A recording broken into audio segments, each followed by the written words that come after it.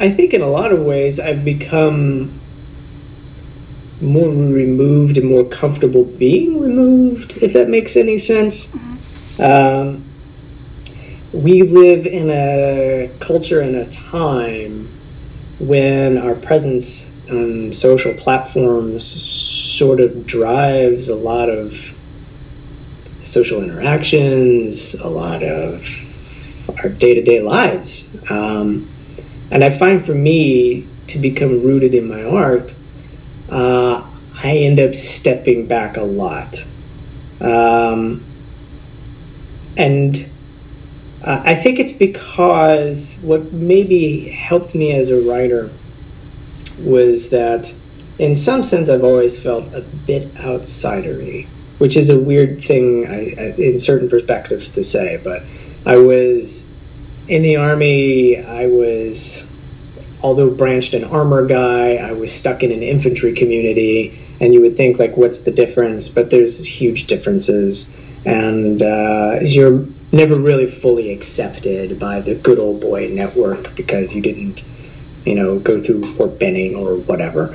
And in that respect, when I went to the University of Chicago, I wasn't one of these, 25-year-old phenoms who belonged to a Wittgenstein reading group and who wanted to go next to Yale.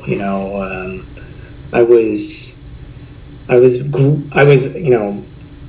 an old man to them at 32, who was rooted in real world experience and who was kind of coming back to put sort of a different critical lens on it, as opposed to whatever it was that they were doing. And I don't mean that in a judgmental way. It's just that I think protecting that sort of internal remove, a rush to see things from multiple sides, a little bit of, it's made me probably a lot more open-minded, generous, empathetic, and considered.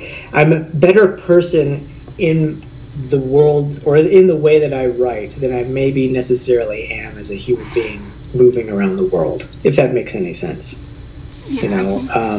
My best self is my authorial self, because I have a lot of time to work on it.